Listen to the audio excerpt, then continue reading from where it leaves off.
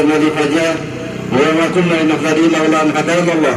Rabbi shrah li sadri wa yassir li amri wahlul 'uqdatam min lisan yafqahu qawli, amma ba'du. Pertama-tama marilah kita mengucapkan puji syukur kepada Allah Subhanahu wa taala.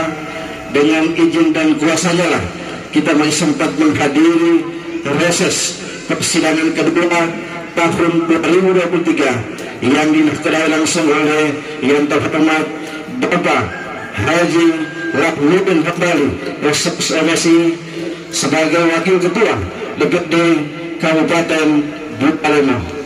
Yang kami hormati beliau Bapak Wakil Ketua DPRD Kabupaten Buleleng Bapak Haji Lakhnuddin. Yang kami hormati Pihak Dinas Perikanan dan Kelautan Kabupaten Buleleng yang sempat hadir pada sore hari ini.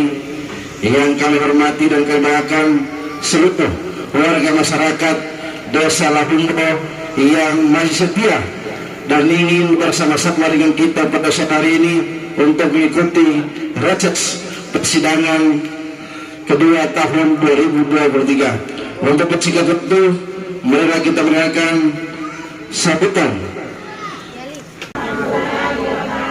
Yang saya hormati Pak Ardiansa bersama Ibu Ratna, Bu Mimi, Pak Halim, masing-masing dari para pejabat di lingkungan Dinas Perikanan dan Perindak. Saya lagi menunggu Dinas PU, Perkim, Sosial dan Pertanian. Tapi belum datang ini, kami sudah hubungi masyarakat, pemerintah desa di Tol Balangwe. Hanya karena masih ada undangan dari Kota Raja sama Pak Darren, mantan Bupati, kebetulan Tol Balangwe Walayolo mungkin, jadi saya masih lari ke sana. Pas ledungga pihak laki-laki saya pamitan ke sana. Dilaksanakan, kalau tempat ini sudah 2 kali. Kalau saya waktu reses sebelum-sebelumnya tidak pakai MC, bukan nama lote pun, tapi pakai leput MC. MC tisa ada kontrak dari Pak Buyaman, jadi kontrak per hari dia khusus MC reses. Dia ke tempat tinggal lagi ada banyak di sini, di rumah dinas, di perumahan lagi. Saya kira kalau reses pasti semua ingin mau bertanya, kira-kira apa saja ini lagi yang harus dilaksanakan di sini. Memang untuk tahun ini, sebagaimana permintaan masyarakat kemarin bahwa ditambahkan gedung TK PAUD, kayaknya tahun ini saya anggarkan dan akan dikerjakan dalam waktu dekat ini sebesar 150 juta. Saya juga menganggarkan untuk lapangan yang di Dusun 1 penerangannya, dan itu akan dikerjakan juga tahun ini. Alhamdulillah sudah ada, itu sebesar 200 juta. Itu untuk Desa Lahumbo untuk saat ini. Karena kalau masalah yang lain-lain yang ada di sini ini seulang-ulang kali, sebosan juga Mbak bilang di provinsi, tapi belum dilaksanakan seperti penangkal banjir ini. Itu tetap mau ulangi oleh masyarakat bilang, saya juga ulang-ulang bilang, bahkan saya ulang-ulang foto. Karena ini belum boleh dilaksanakan oleh daerah. Sampai hari ini, Bapak Ibu sekalian, sampai ini hari, itu pengalihan jalan, lemah jalan yang merusak. Karena itu belum boleh jadi jalan nasional. Itu masuk sebatas usulan, dan itu dilaksanakan oleh Balai Jalan nanti setelah terjadi pengalihan jalan. Namun kalau ada hal-hal lain yang ingin ditanyakan terkait dengan misalnya perikanan, terkait dengan misalnya UMKM, saya kebetulan ada para kabit-kabit ini yang hadir dengan teman-teman, silakan didiskusikan dan ditanyakan. Kalau misalnya ada yang terkait dengan dinas lain yang belum sempat ditanya, ya nanti kita akan tanya lagi langsung. Makanya saya bilang kalau begini modelnya harus saya ini didampingi oleh SKPD untuk melaksanakan reses supaya tidak tabrakan Bapak Ibu sekalian. Saya kira nanti akan berkembang pada diskusi. Kalau tidak ada pun yang mau ditanya, kalau tidak ada nanti yang mau ditanya, insya Allah ya berarti may dapat betul reses. Apalagi mau pulau di bila matusi. Berarti ya minuman tinggal itu tadi. Dia poin malah daripada begitu angin setengah mati tonton-tontonnya. Oke, kalau ada yang mau ditanyakan silakan. Kalau tidak ada yang mau ditanyakan karena mah bosan mau untuk aku di Palah Mudin, ini mah berjamaah betul reses. Nah, tidak bosan ya. Berarti ada mau tanya silakan. Kalau ada yang tanya. Saya kira itu ya. Dan juga pimpinan-pimpinan OPD yang sempat hadir. Jadi pada kesempatan ini tidak banyak yang ingin saya tanyakan, Pak. Pertama mungkin mengarah ke Dinas Pertanian tadi. Nah, sampai dengan detik ini bahwa permasalahan yang kemudian terjadi itu pada pengadaan bibit, Pak. Pengadaan bibit jagung. Kadang beberapa kelompok petani itu permintaan yang kemudian diusulkan berupa misalnya bibit NK, bibit BC, tapi yang keluar hanya bibit-bibit yang kualitasnya di bawah. Nah, mungkin itu bisa diklarifikasi kenapa kemudian pengadaannya hanya seperti itu.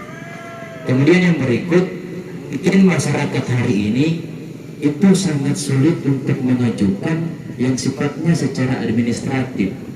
Jadi secara umum bahwa masyarakat susah, Pak, untuk membuat yang namanya proposal. Nah, sehingganya pertanyaan saya, apakah dengan aspirasi yang kemudian disampaikan hanya secara lisan itu bisa diakomodir atau tidak? Atau mungkin saya bisa memberikan saran, kalau bisa bentuk satu tim khusus pembuat proposal. Jadi ketika ada kelompok-kelompok petani yang ingin mengajukan, ada tim khusus pembuat proposal yang kemudian diajukan ke pihak-pihak berwenang. Seperti itu, Pak. Barangkali itu yang bisa saya tanyakan. Wassalamualaikum warahmatullahi wabarakatuh. Tanpa proposal tahun lalu masih boleh, itu boleh di cover setelah disampaikan ke lewat dimasukkan RKPD, kemudian dimasukkan dalam RKA, kemudian dimasukkan dalam sistem BCPD. Tapi sekarang kayak tadi yang saya sampaikan, semuanya harus bentuknya proposal, karena proposal itu akan diikutan dengan SPD sekalian. Sekarang kalau sistem sekarang ya, harus makanya tadi saya bilang saya kasih jangka waktu selama 1 minggu, karena sesudah ini orang harus input ke RKPD. Tapi saya sudah minta bantuan untuk aparat desa. Desa kalau bisa aparat desa yang memfasilitasi. Saya setuju itu kalau boleh kita bentuk tim untuk 6 kelompok, 3 kelompok dengan 6 warung, mungkin lewat aparat desa. Makanya setiap proses saya undang aparat desa supaya kita tidak, dan di desa juga sama prosesnya, juga sama, tidak sama dengan proses yang ada di daerah. Saya setuju Pak Ketua PBI untuk bahwa kita sekarang ini biar baterai di mana untuk program, kalau tidak sesuai dengan mekanisme tidak kita masuk sekarang. Kebetulan kami informasikan untuk pengusulan yang tahun kemarin ini informasi bahwa ada benih yang tadinya diusulkan oleh petani yang harusnya misalnya merek untuk isi 18, tapi yang keluar pertiwi, mungkin seperti itu. Jadi kita juga punya aturan di setiap mekanisme untuk pengelolaan benih maupun pengadaan benih. Jadi untuk pengadaannya itu melalui pusat kementerian. Jadi kenapa? Karena kita bisa menganggarkan itu untuk APBD. Jadi kita memang sudah dari tahun kemarin itu melalui APBN. Jadi mau dan tidak mau harus ikut dari kementerian juga. Kalau dia tidak kembali harus seperti ini. Jadi harapan kami tolong diterima dulu itu bantuan. Kan semuanya tergantung pemeliharaan, ada tensinya di sini. Jadi kapan saja kami siap mendampingi bapak-bapak dari dulu petani. Jadi itu, karena untuk bantuannya itu melalui APBN, tidak melalui APBD. Kami tidak tahu apakah benih yang keluar, apakah itu merek isi 18 atau seperti itu, kita tidak tahu. Jadi begitu Pak Ketua. Jadi sejak tahun 2021, 2020 Ini APBD tidak lagi. Biasanya ada APBN, ada APBD. Kemudian atau tidak ada APBD, ada APBN tapi diserahkan semua di daerah. Nah, untuk sekarang khusus bibit semua diambil oleh Kementerian Pertanian. Mereka yang tender, mereka yang tentukan jenis pupuknya, jenis bibitnya. Jadi kita yang di daerah tinggal menerima. Akhirnya apa yang terjadi? Yang orang butuh bisi 18, bisi 12, tapi yang orang kasih kamari cuma yang lain, tidak sesuai dengan harapan kita. Karena yang tentukan kalau kita ada di APBD, tentu ini disesuaikan dengan harapan pertanian. Kedepannya kita dorong nanti insya Allah Dinas Pertanian untuk tetap memperlakukan koordinasi terus dengan pemerintah pusat, pemerintah provinsi. Kalau boleh khusus bibit yang dikeluarkan itu disesuaikan dengan harapan masyarakat. Nah, di sana juga ini saya lihat, tapi ini kan tidak sampai harus ke masyarakat, karena masyarakat tahu yang menerima bibit yang bagian dari modal. Sementara di sana ada perusahaan macam, saya kira Pak Ketua PMI juga